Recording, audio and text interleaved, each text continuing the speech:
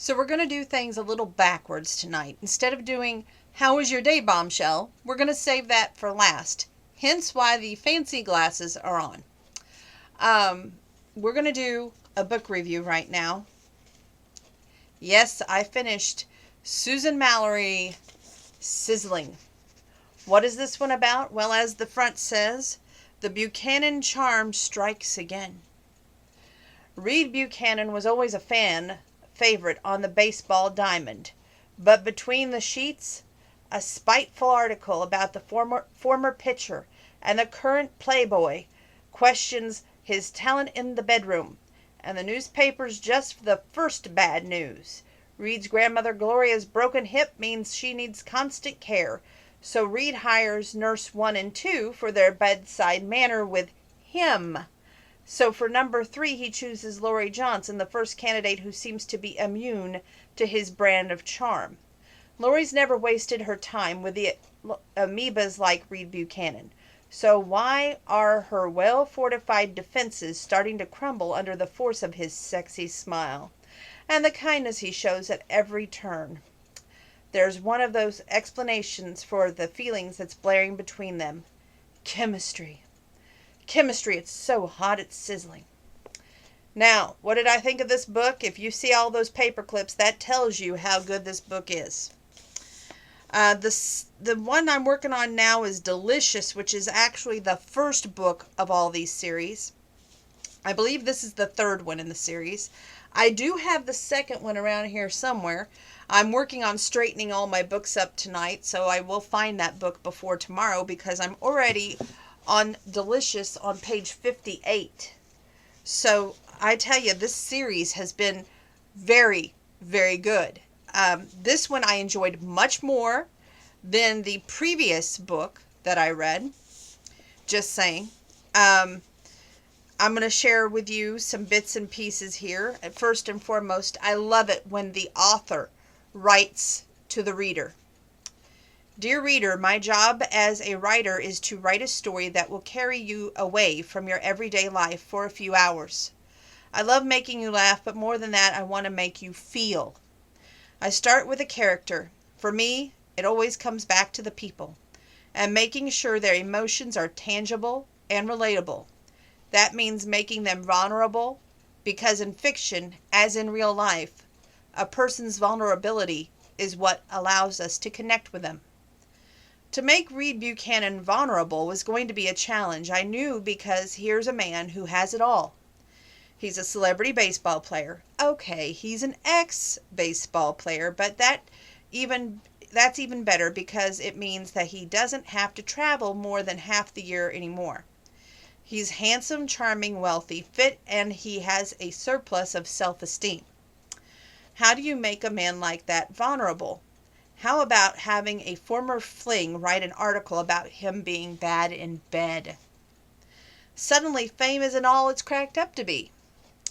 And then, because I torture people for entertainment, I ask myself, how can I make this worse for him? Make him instantly recognizable throughout Seattle. Make him live on a houseboat where he can't hide from reporters staked out outside his windows. And then make him fall for his grandmother's no-nonsense nurse, the one woman in the world who is not impressed by his fame and his superficial attributes.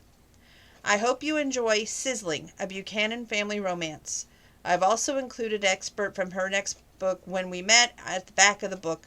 And for more of the upcoming titles, join the mailing list at www.susanmallery.com. Happy reading, Susan. Okay, so that gives you a rundown of what it's about. We're going to start at the first paper clip that I want to share with you. Page 15. Laurie knew very little about Gloria's personality. Personally, Gloria is the grandma that broke the hip. Laurie is the no-nonsense nurse, just to clear that up.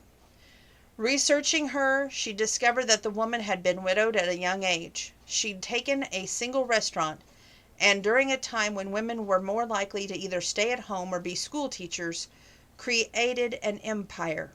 Gloria's only son had died in his early 30s, and his wife had been killed in a car accident a few years later.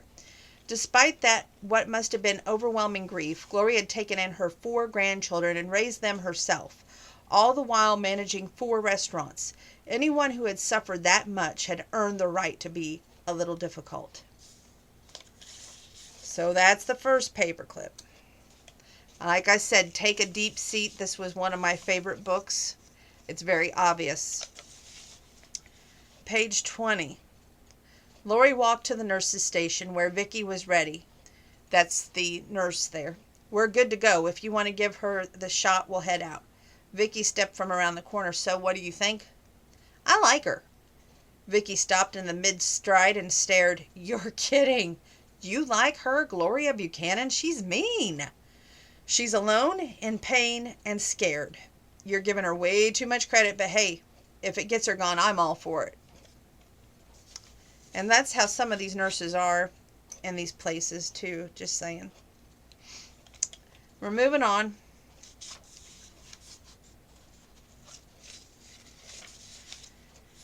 Page 42. Now, Madeline is Lori's sister, and this part of here I wanted to share with you. Madeline was possibly one of the nicest people on the planet. She saw good in everyone and believed in miracles, but Lori had never been a believer, and most people got on her nerves. In Madeline's fairy tale universe, men like Reed Buchanan would absolutely date women like Lori. They would probably find them fascinating. Unfortunately, Lori didn't live in that universe. She pushed up her glasses. I don't think I'm his type. I get on his nerves. I'm not deferential enough. All the excuses for the real thing. Reed would never see her as a sexual being. She was his grandmother's nurse, sort of like an appliance. No matter how much she wanted to be different, it wasn't. You're funny and pretty and smart. Of course you're his type. Lori avoided mirrors when possible, but she couldn't escape them. Pretty, not so much. She was average, nothing more, nothing less. You're an optimist, she said. Sometimes that's annoying. Madeline laughed. You can't be mad at me. I made spaghetti with garlic bread. Lori's mouth watered. A carb fest for dinner. We're going to move on. Big hunk of book there that just went bye-bye. I don't get all these hot and passionate moments shared with you. You have to read those on your own. Anyway, page 140.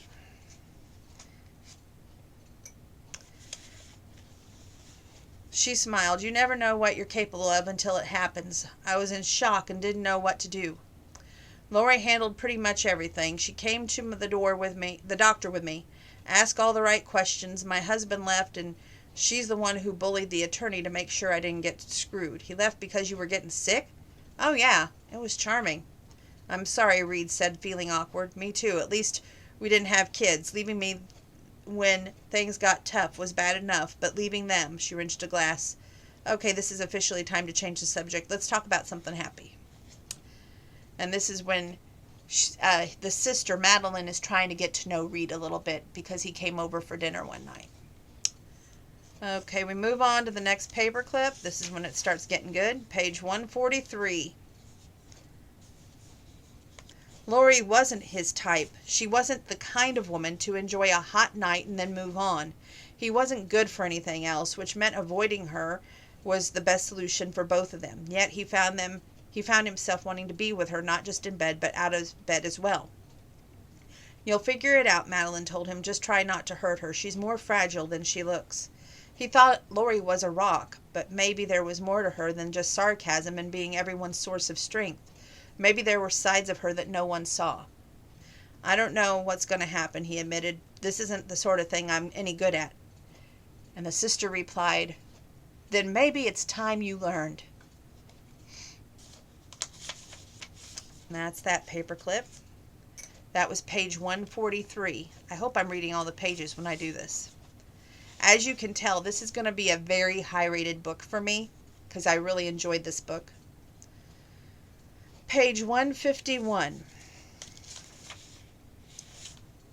Don't be sorry yet, because the only part of it, she said, was she said she wasn't interested in marrying me. She thought that I was a lot of fun, great in bed, but marriage was out of the question. I wasn't the kind of guy women married. She was seeing someone else. He was going to propose, and she was going to say yes. I was that kind of guy women had the last fling with, but not the kind anyone wanted to be with for the long haul. And that's about his last long relationship. Let's see here. Okay, page 154. Her sister's theory was that she deliberately picked men she could never care about so it was easier for her to keep her distance. Lori wasn't sure. She'd never been in love, so maybe Madeline had been right. And she did tend toward men who were safe, except for Reed. Not that she could ever really care about him, but he was someone she could dream about. She'd gone her entire life without having a crush on someone. And why did she have to have one now? And on him! "You're not sexy enough," Gloria said. Lori stared at her. "Excuse me? Men are stupid about sex, always have been, and you don't try to make yourself attractive. I dress appropriately for my job." Gloria shook her head. "Don't pretend this is how you are during the day and it's totally different the rest of the time. You're made a career of blending into the background. I'm not fooled. Hand me my purse." Lori reached for her leather handbag by the bookcase and passed it across to her patient Gloria. "Maybe I like my life," she said, more than a little annoyed. "Maybe I don't appreciate your criticism." Gloria slipped on her reading glasses and pulled out a Palm Pilot. "I'm the Queen Witch, girlie. What makes you think I care?" Lori tried to hide her smile, but couldn't. "You're not all that." Gloria looked over her glasses. "I'm all that and more." "Write this down." She read off a phone number. "You want Ramon and only Ramon. Tell him I sent you. That should put the fear of God into him." "And who exactly is Ramon?" "My hairdresser, and don't panic. I'm an old woman, and he does what I say. But with your hair, he could do something amazing." And it's so cute that the grandmother who had all these walls up around her heart because she didn't want to let anybody in, it took Lori to literally break those walls down and make her more human. And that whole family appreciated it more because of what Lori put the hard work into. Page 165. Lori felt like a proud parent watching a child in her first play. She wanted to remind them all that Gloria really wasn't evil. She just lost her way. But Lori didn't break the mood by saying that. Instead, she enjoyed the death food and the way Reed sat close to her. She didn't care for fast food. Was it totally stupid of her to pretend that this was real, that she was one of them, and Reed, cared about her? The longing was intense as it was foolish. If she were friends with someone in this situation, she would tell her friend to get over the guy who was out of reach and move on with her life. That time spent dreaming was just a waste. Reed passed a couple more chicken wings, and "secret recipe," he whispered in her ear. "You'll love 'em." Move on to the next paperclip. Big hunk of book. Oh, this is a good one. We're going to start at page 216, and it looks like this one's going to go for a while. So take a deep seat.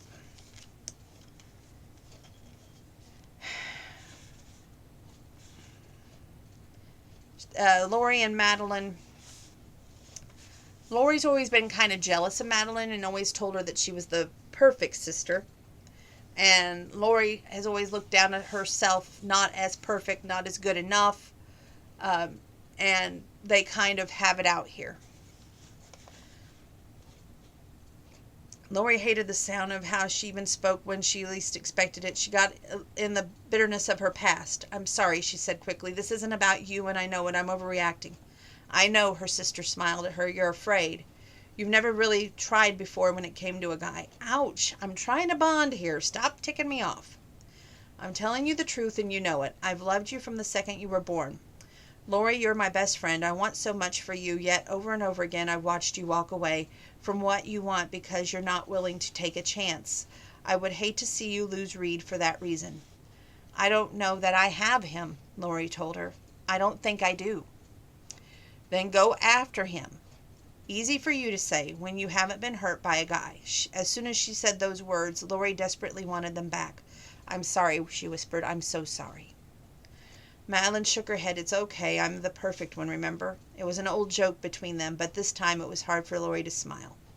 "I know it's hard for you," Madeline said. "You want him and he's amazing and that terrifies you. But you have to try. He's too good to let go." "I don't know how to compete with those other women. We have nothing in common." Has it ever occurred to you that might be a good thing? You've told me that Reed isn't into a relationship. He's more of a one-night stand kind of guy. But that's not happening with you. Technically, it was just one night, she muttered. Then she shrugged. But yeah, he's not hiding from me or anything. So maybe you're not exactly what he's looking for. And maybe I'm not. Madeline frowned. I've had it with you. I'm dying here, damn it. And so you have to listen to me. You care about this guy. You're going to be fully engaged during this relationship. You're going to give it your all, and if it ends badly, then you're going to have the satisfaction of knowing that you have nothing to regret, except possibly a heart that could never be whole again. But instead, Lori said, I hate it when you play that death card. Go with your strengths, baby. Besides, the hair can be just the beginning. We can do a whole makeover thing, clothes, makeup. You'll make Reed crazy. We're going to move on. Next paperclip. Page 229. What's wrong? Why are you mad at me? She wasn't. She was mad at herself, but he was easier to yell at. I'm pathetic, she announced. Horribly pathetic, and I hate it. Why can't you have a crush on me, and why can't you be worried that I won't be interested anymore? What makes you think I'm not? She grabbed the coffee pot and poured them and glared at him. Oh, please, get real. I had a makeover. I'm actually wearing makeup and a thong, and I've done it all for you. To what end? What's my point? This is crazy, and this is all your fault. My fault? What? How? She heard him sputtering this as she left, but she didn't turn around. Talk about a mistake, she thought grimly. Who was she fooling? She didn't fit in. She never would. Trying was a mistake. Better to be safe and not risk the pain.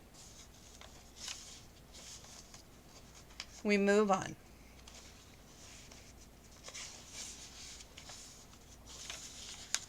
Page 236. I was scared, she said at last, without an explanation probably that didn't make much sense.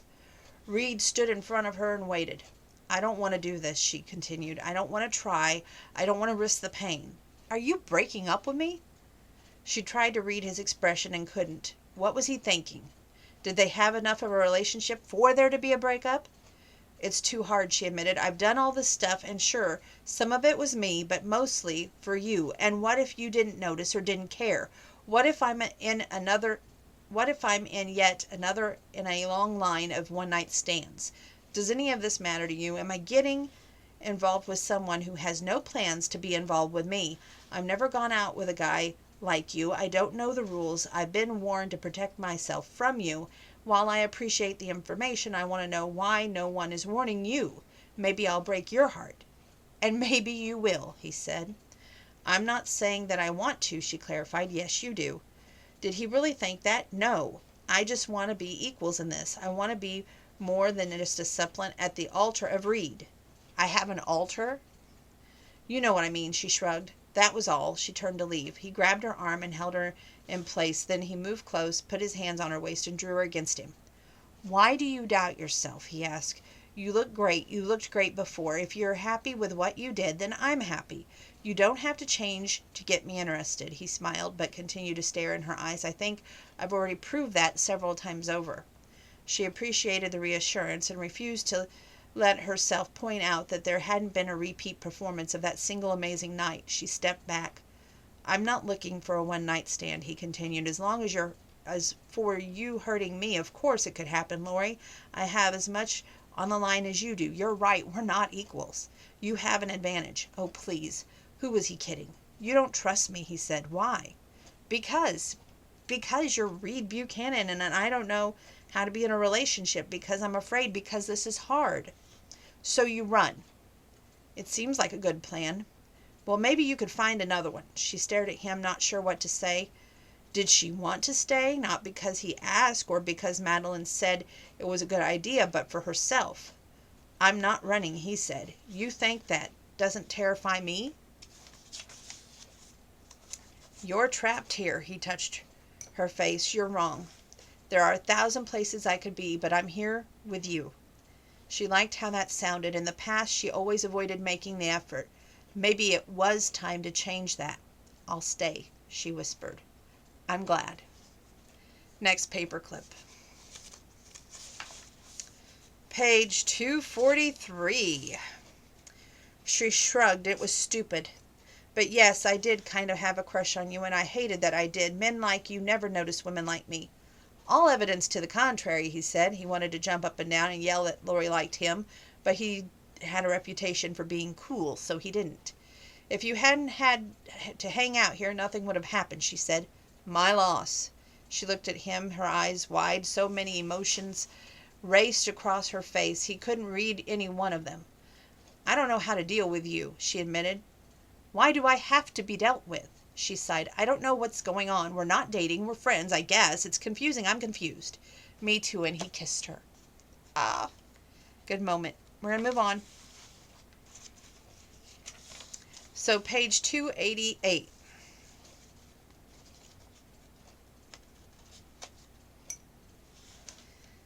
Had he really done it for her because he cared about her? The possibility made her chest tighten and her eyes burn. She was afraid to believe, because if she believed, then she would have to admit that she'd fallen in love with him. Now, she was wondering, she was first thinking that he did this great deed of going on national TV and embarrassing himself, yes, because here's this embarrassing article, and this woman is wanting to grill him over the article, but he's wanting to put the focus on her sick sister Madeline so that they can find a donor for Madeline. And so Madeline's saying, he's done this for you, not for me. And she's wondering, did he really do this for me? Or is it possible? That's where she's coming from. Next on down. Page 292. Everything was perfect. Bookshelves lined the angled stairway, taking advantage of unused space. There was trunks in the corner, displayed shelves, welcoming colors, and a surreal sense of home. It's beautiful, she told him. Really perfect and amazing. I thought you would be more of a high-rise condo type. He shrugged, and I looked some, but when I saw this place, and I bought it the same day, it was old, and we gutted the place and built new. We? She did her best to hold in a wave of jealousy. Let me guess. Tall, blonde, big boobs, and Southern? Reed moved toward her and kissed her. You think that you know everything, but you're wrong. My decorator was a guy, and I didn't sleep with him. A guy? She liked that. Before you can ask, he said, touching her face, then easing his fingers into her hair. I don't bring women here. This is my place. It's private, and you're the first. If she hadn't already been in love with him, that single statement would have probably pushed her over the edge. She drew in a breath, not sure what she wanted to say, only to be saved from possibly confessing that she might regret by a knock on the door. And that was on page 293. We're getting there. It's been a good book. Page 305. I was pissed at first, he admitted, embarrassed, but then I realized it didn't matter. I was a pitcher for a lot of years. Everybody who watched the game had an opinion about what I did and how I did it. Yet not one of them could come close to doing what I did. I learned there's always some idiot who can do a hell of a job on play-by-play, but can't last a second in the game. I thought that was wise of Reed. He's responding to jackals, if you will, at the bar he owns, and they're all kind of cackling at him and poking fun at his article that was in the newspaper, and he takes them on, head on. Page 327. If this was stuck, she was all for it, she thought.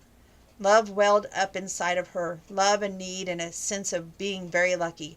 But this wasn't the time, and these weren't the right circumstances for her confession. When she knew Madeline had come through and would tell Reed about how she felt about him, she would take the step of faith and hope for good news. If he didn't love her back, she would survive. And at least she would know she was done holding back because she was afraid. Okay, next one. We're going to page 353. So, there was a disagreement between Reed and Lori because they got the call for Madeline to have her transplant. And Madeline doesn't make it, sadly enough. So there's enough blame game going around, like who's to blame for her not making it. But I love the way that they both relate to each other once they finally talk to each other. Page 353. But maybe she wouldn't have died that day, he said heatedly. Maybe this time she would have had a chance. Or not. You did the best you could, Reed. You put yourself up for public ridicule in an effort to save someone's life. You acted as you did with the best of intentions. No one blames you, not even Lori. You don't know that. Of course I do. Did it ever occur to you that Lori's actions have nothing to do with you, that she and her sister may have been close for years and the loss devastated her? Did it ever occur to you that she's withdrawn as a way to deal with the pain, or maybe because she thinks that you don't care enough to deal with her grief? Have you talked to her at all? There's nothing to say. Her expression tightened. I don't remember you being this much of an idiot before. If you don't get your act together, go to her and tell her how much you love her. I will write you out of my will. This is the grandma and the grandson talking. I'm sorry, I rushed it a little bit. That nearly made him smile. I don't need your money, Gloria. I have plenty of my own. Fine, I'll fire you. I already quit. Her eyes narrowed. Then I'll stop loving you. That got him. He straightened. I didn't know that you did. She looked away. Of course I do. You're my grandson. I've watched you grow up and become, until you today, a relatively decent man. You never said those words. She sighed and returned her gaze to his face. Fine, I love you. Are you happy? It kind of surprised him, but yeah, he was happy to hear it. He stood around the table and hugged her. I love you too, he said. I know. So stop telling me and go say it to someone who matters. So now the ending. Everybody's like, thank God. Page 357. So if you don't blame me, why did you send me away? She does send him away. What? I didn't. I thought you wanted to be gone. I know that I've been caught up at mourning Madeline. It just seemed like you would want to be somewhere else. He glared at her. Damn it, Lori. Why do you always do that? Why do you always assume that I'm here because it's convenient or easy? Why do you think I'm going to disappear at the first sign of trouble? This part got me. My eyes literally filled with water. His temper surprised her, as did her reaction to it. She was more than ready to fight. Because you have a long history of taking the easy way out. We've talked about it. You don't hang around when things get difficult. In my past, he said, when with you have I ever flaked out? Good question. You haven't had the chance. Oh, great. So you're just waiting around for me to screw up, because that's what I do, right? No, I didn't mean that. She didn't, not exactly. So what did you mean? You dumped me before so I could dump you? No, I'm in mourning here. A convenient excuse. You should know you're the king of them. He shook his head. You talk about me. Sure, I've spent my life taking the easy way out. Well, you've spent your life not even trying. At least I show up. The unfairness and the truthfulness of that statement cut her.